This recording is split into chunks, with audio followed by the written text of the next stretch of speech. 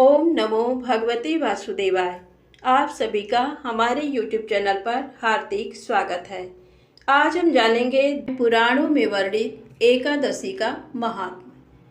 सब धर्मों के ज्ञाता, वेद और शास्त्रों के अर्थ ज्ञान में पारंगत, सबके हृदय में रमण करने वाले श्री विष्णु के तत्व को जानने वाले तथा भगवत परायण प्रहलाद जी जब सुखपूर्वक बैठे हुए थे, उस समय उनके समीप स्वधर्म का पालन करने वाले महर्षि कुछ पूछने के लिए आए। महर्षियों ने कहा, प्रहलाद जी, आप कोई ऐसा साधन बताइए जिससे ज्ञान, ध्यान और इंद्रिय निग्रह के बिना ही अनायास भगवान विष्णु का परम पद प्राप्त हो जाता है। उनके ऐसा कहने पर संपूर्ण लोगों के हित के लिए उद्यत रहने वाले विष्णु भक्त महाभाग प्रहलाद जी ने संक्षेप में इस प्रकार कहा। महर्षियों, जो 18 पुराणों का सार से भी सारतर तत्व है, जिसे कार्तिकेय जी के पूछने पर भगवान शंकर ने उन्हें बताया था, उसका वर्णन करता हूँ, सुनिए। महादेव जी कार्तिकेय से बोले, जो कल में एकादशी की रात में जागरण करते समय वैष्णव शास्त्र का पाठ करता है, उसके कोटि जन्मों के किए हुए 4 प्रकार के पाप नष्ट हो जाते हैं। जो एकादशी के दिन वैष्णव शास्त्र का उपदेश करता है, उसे मेरा भक्त जानना चाहिए। जिसे एकादशी के जागरण में निद्रा नहीं आती तथा जो उत्साहपूर्वक नाचता और गाता है, वह मेरा विशेष भक्त है। मैं उसे उत्तम ज्ञान देता हूँ और भगवान विष्णु मोक्ष प्रदान करते हैं। अतः मेरे भक्त को विशेष रूप से जागरण करना चाहिए। जो भगवान विष्णु से बैर करते हैं, उन्हें पाखंडी जानना चाहिए। जो एकादशी को जागरण करते और गाते हैं, उन्हें आधे निमेष में अग्निष्टोम तथा अति रात्रि यज्ञ के समान फल प्राप्त होता है। जो रात्रि जागरण में बारंबार भगवान विष्णु के मुखार बिंद का दर्शन करते हैं, उनको भी वही फल प्राप्त होता है जो मानव द्वादशी तिथि को भगवान विष्णु के आगे जागरण करते हैं। वे यमराज के पास से मुक्त हो जाते हैं। जो द्वादशी को जागरण करते समय गीता शास्त्र से मनोविनोद करते हैं, वे भी यमराज के बंधन से मुक्त हो जाते हैं। जो प्राण त्याग हो जाने पर भी द्वादशी का जागरण नहीं छोड़ते, वे धन्य और पुण्यात्मा हैं। जिनके वंश के लोग एकादशी की रात में जागरण करते हैं, वे ही धन्य हैं। जिन्होंने एकादशी को जागरण किया है, उन्होंने यज्ञ, दान, गया श्राद्ध और नित्य प्रयाग स्नान कर लिया। उन्हें सन्यासियों का पुण्य भी मिल गया और उनके द्वारा इष्टापूर्त कर्मों का भी भली भांति पालन हो गया। सदानंद, भगवान विष्णु के भक्त जागरण सहित एकादशी व्रत करते हैं, इसलिए वे मुझे सदा ही विशेष प्रिय हैं। जिसने वर्धिनी एकादशी की रात में जागरण किया है, उसने पुनः प्राप्त होने वाले शरीर को स्वयं ही भस्म कर दिया। जिसने तिस्पृशा एकादशी को रात में जागरण किया है, वह भगवान विष्णु के स्वरूप में लीन हो जाता है। जिसने हरिबोधिनी एकादशी की रात में जागरण किया है, उसके स्थूल सूक्ष्म सभी पाप नष्ट हो जाते हैं। जो द्वादशी की रात में जागरण तथा ताल स्वर के साथ संगीत का आयोजन करता है, उसे महान पुण्य की प्राप्ति होती है। जो एकादशी के दिन ऋषियों द्वारा बनाए हुए दिव्य स्तोत्रों से ऋग्वेद, यजुर्वेद तथा सामवेद के वैष्णव मंत्रों से, संस्कृत और प्राकृत के अन्य स्तोत्रों से व गीत वाद्य आदि के द्वारा भगवान विष्णु को संतुष्ट करता है, उसे भगवान विष्णु भी परमानंद प्रदान करते हैं। जो एकादशी की रात में भगवान विष्णु के आगे वैष्णव भक्तों के समीप गीता और विष्णु सहस्र नाम का पाठ करता है, वह उस परम धाम में जाता है जहाँ साक्षात भगवान नारायण विराजमान हैं। पुण्यमय भागवत तथा स्कंद पुराण भगवान विष्णु को प्रिय है। मथुरा और ब्रज में भगवान विष्णु के बाल चरित्र का जो वर्णन किया गया है, उसे जो एकादशी की रात में भगवान केशव का पूजन करके पड़ता है, उसका पुण्य कितना है ये मैं भी नहीं जानता। कदाचित भगवान विष्णु जानते हों। बेटा, भगवान के समीप गीत, नृत्य तथा स्तोत्र पाठ आदि से जो फल होता है, वही कल में श्री हरि के समीप जागरण करते समय विष्णु सहस्र नाम, गीता तथा श्रीमद् भागवत का पाठ करने से सहस्र गुना होकर मिलता है। जो श्री हरि के समीप जागरण करते समय रात में दीपक जलाता है, उसका पुण्य 100 कल्पों में भी नष्ट नहीं होता। जो जागरण काल में मंजरी सहित तुलसी दल से भक्ति पूर्वक श्री हरि का पूजन करता है, उसका पुनः इस संसार में जन्म नहीं होता। स्नान, चंदन, लेप, धूप, दीप, नैवेद्य और तांबूल, ये सब जागरण काल में भगवान को समर्पित किया जाए तो उससे अक्षय पुण्य होता है। कार्तिकेय, जो भक्त मेरा ध्यान करना चाहता है, वह एकादशी की रात्रि में श्री हरि के समीप भक्ति पूर्वक जागरण करे। एकादशी के दिन जो लोग जागरण करते हैं, उनके शरीर में इंद्र आदि देवता आकर स्थित होते हैं। जो जागरण काल में महाभारत का पाठ करते हैं, वे उस परम धाम में जाते हैं जहाँ सन्यासी महात्मा जाया करते हैं। जो उस समय श्री रामचंद्र जी का चरित्र 10 कंठ बध पढ़ते हैं, वे योग वेत्ताओं की गति को प्राप्त होते हैं। जिन्होंने श्री हरि के समीप जागरण किया है, उन्होंने चारों वेदों का स्वाध्याय, देवताओं का पूजन, यज्ञों का अनुष्ठान तथा सब तीर्थों में स्नान कर लिया। श्री कृष्ण से बढ़कर कोई देवता नहीं है और एकादशी व्रत के समान दूसरा कोई व्रत नहीं है। जहाँ भागवत शास्त्र है, भगवान विष्णु के लिए जहाँ जागरण किया जाता है और जहाँ सालग्राम शिला स्थित होती है, वहाँ साक्षात भगवान विष्णु उपस्थित होते हैं। एकादशी व्रत विधि। दशमी की रात्रि को पूर्ण ब्रह्मचर्य का पालन करें तथा भोग विलास से भी दूर रहें। प्रातः एकादशी को लकड़ी का दातुन तथा पेस्ट का उपयोग ना करें। नींबू, जामुन या आम के पत्ते लेकर चबा लें और उंगली से कंठ शुद्ध कर लें। वृक्ष से पत्ता तोड़ना भी वर्जित है, अतः स्वयं गिरे हुए पत्ते का सेवन करें। यदि ये संभव ना हो तो पानी से 12 कुल्ले कर लें। फिर स्नान आदि कर मंदिर में जाकर गीता पाठ करें या पुरोहित आदि से श्रवण करें। प्रभु के सामने इस प्रकार प्रण करना चाहिए कि आज मैं चोर, पाखंडी और दुराचारी मनुष्य से बात नहीं करूंगा और ना ही किसी का दिल दुखाऊंगा। गौ, ब्राह्मण आदि को फलाहार व अन्न आदि देकर प्रसन्न करूंगा। रात्रि को जागरण कर कीर्तन करूंगा। ओम नमो भगवते वासुदेवाय, इस 12 अक्षर मंत्र अथवा गुरु मंत्र का जाप करूंगा। राम, कृष्ण, नारायण इत्यादि विष्णु सहस्र नाम को कंठ का भूषण बनाऊंगा। ऐसी प्रतिज्ञा करके श्री विष्णु भगवान का स्मरण कर प्रार्थना करें कि हे त्रिलोकपति, मेरी लाज आपके हाथ है, अतः मुझे इस प्रण को पूरा करने की शक्ति प्रदान करें। मौन जप, शास्त्र पठन, कीर्तन, रात्रि जागरण एकादशी व्रत में विशेष लाभ पहुंचाते हैं। एकादशी के दिन अशुद्ध द्रव्य से बने पेय ना पिए। घर में निकाला हुआ फल का रस अथवा थोड़े दूध या जल पर रहना विशेष लाभदायक है। व्रत के दशमी, एकादशी और द्वादशी, इन 3 दिनों में कांसे के बर्तन, मांस, प्याज, लहसुन, मसूर, उड़द, चने, कोदो, साग, शहद, तेल और अधिक जल का सेवन ना करें।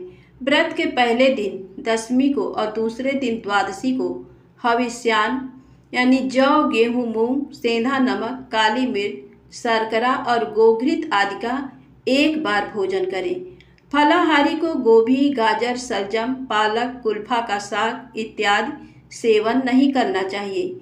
आम, अंगूर, केला, बादाम, पिस्ता इत्यादि अमृत फलों का सेवन करना चाहिए। जुआ, निद्रा, पान, पराई निंदा, चुगली, चोरी, हिंसा, मैथुन, क्रोध तथा झूठ, कपट आदि अन्य कुकर्मों से नितांत दूर रहना चाहिए। बैल की पीठ पर सवारी ना करें। भूल बस किसी निंदक से बात हो जाए तो इस दोष को दूर करने के लिए भगवान सूर्य के दर्शन तथा धूप दीप से श्री हरि की पूजा कर क्षमा मांग लेनी चाहिए। एकादशी के दिन घर में झाड़ू नहीं लगाएं, इससे चींटी आदि सूक्ष्म जीवों की मृत्यु का भय रहता है। इस दिन बाल नहीं कटाएं, मधुर बोलें, अधिक ना बोलें। अधिक बोलने से न बोलने योग्य वचन भी निकल जाते हैं। सत्य भाषण करना चाहिए। इस दिन यथाशक्ति अन्न दान करें, किंतु स्वयं किसी का दिया हुआ अन्न कदापि ग्रहण ना करें। प्रत्येक वस्तु प्रभु को भोग लगाकर तथा तुलसी दल छोड़कर ग्रहण करनी चाहिए। एकादशी के दिन किसी संबंधी की मृत्यु हो जाए तो उस दिन व्रत रखकर उसका फल संकल्प करके मृतक को देना चाहिए। प्राणी मात्र को अंतर्यामी का अवतार समझकर किसी से छल कपट नहीं करना चाहिए। अपना अपमान करने या कटुवचन बोलने वाले पर भूल कर भी क्रोध नहीं करें। संतोष का फल सर्वदा मधुर होता है। मन में दया रखनी चाहिए। इस विधि से व्रत करने वाला उत्तम फल को प्राप्त करता है। द्वादशी के दिन ब्राह्मणों को मिष्ठान, दक्षिणा आदि से प्रसन्न कर उनकी परिक्रमा कर लेनी चाहिए। अब जानते हैं व्रत खोलने की विधि। द्वादशी को सेवा पूजा की जगह पर बैठकर भुने हुए 7 चनों के 14 टुकड़े करके अपने सिर के पीछे फेंकना चाहिए। मेरे 7 जन्मों के शारीरिक, वाचिक और मानसिक पाप नष्ट हुए, ये भावना करके 7 अंजलि तुलसी डालकर जल पीना और चने के 7 दाने खाकर व्रत खोलना चाहिए। आइए जानते हैं एकादशी माता की कहानी। युधिष्ठिर ने भगवान श्री कृष्ण से पूछा, भगवान, पूर्णमयी एकादशी तिथि कैसे उत्पन्न हुई? इस संसार में वह क्यों पवित्र मानी गई तथा देवताओं को कैसे प्रिय हुई? श्री भगवान बोले, कुंती नंदन, प्राचीन समय की बात है। सतयुग में मूर नामक दानव रहता था। वह बड़ा ही अद्भुत, अत्यंत रौद्र तथा संपूर्ण देवताओं के लिए भयंकर था। उस काल रूपधारी दुरात्मा महासुर ने इंद्र को भी जीत लिया था। संपूर्ण देवता उससे परास्त होकर स्वर्ग से निकाले जा चुके थे और शंकित तथा भयभीत होकर पृथ्वी पर विचरा करते थे। एक दिन सब देवता महादेव जी के पास गए। वहां इंद्र ने भगवान शिव के आगे सारा हाल कह सुनाया। इंद्र बोले, महेश्वर, ये देवता स्वर्ग लोक से निकाले जाने के बाद पृथ्वी पर विचर रहे हैं। मनुष्यों के बीच रहना इन्हें शोभा नहीं देता। देव, कोई उपाय बतलाइए। देवता किसका सहारा लें? महादेव जी ने कहा, देवराज, जहाँ सबको शरण देने वाले, सबकी रक्षा में तत्पर रहने वाले जगत के स्वामी भगवान गरुड़ ध्वज विराजमान हैं, वहाँ जाओ, वे तुम लोगों की रक्षा करेंगे। भगवान श्री कृष्ण कहते हैं, युधिष्ठिर, महादेव जी की ये बात सुनकर परम बुद्धिमान देवराज इंद्र संपूर्ण देवताओं के साथ क्षीर सागर में गए, जहाँ भगवान गदाधर सो रहे थे। इंद्र ने हाथ जोड़कर उनकी स्तुति की। इंद्र बोले, देव देवेश्वर, आपको नमस्कार है। देव, आप ही पति, आप ही मति, आप ही कर्ता और आप ही कारण हैं। आप ही सब लोगों की माता और आप ही इस जगत के पिता हैं। देवता और दानव दोनों ही आपकी वंदना करते हैं।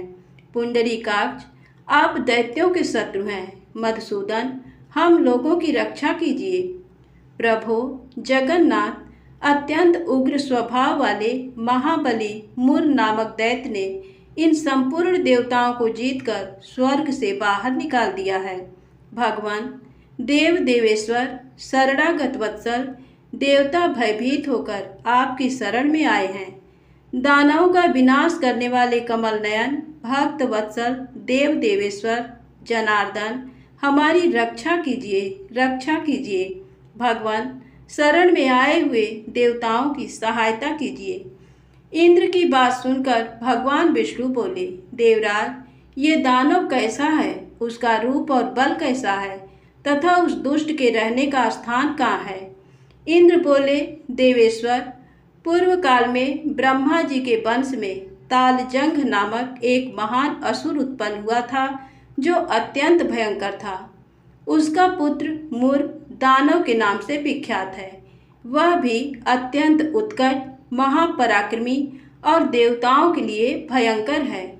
चंद्रावती नाम से प्रसिद्ध एक नगरी है, उसी में स्थान बनाकर वह निवास करता है। उस दैत्य ने समस्त देवताओं को परास्त करके उन्हें स्वर्ग लोक से बाहर कर दिया है। उसने एक दूसरे ही इंद्र को स्वर्ग के सिंहासन पर बैठाया है। अग्नि, चंद्रमा, सूर्य, वायु तथा वरुण भी उसने दूसरे ही बनाए हैं। जनार्दन, मैं सच्ची बात बता रहा हूँ, उसने सब कोई दूसरे ही कर लिए हैं।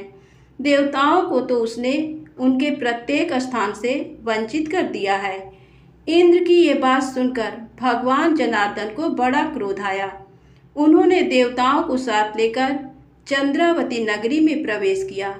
भगवान गदाधर ने देखा कि दैत्यराज बारंबार गर्जना कर रहा है और उससे परास्त होकर संपूर्ण देवता दसों दिशाओं में भाग रहे हैं। अब वह दानव भगवान विष्णु को देखकर बोला, खड़ा रह, खड़ा रह। उसकी ये ललकार सुनकर भगवान के नेत्र क्रोध से लाल हो गए।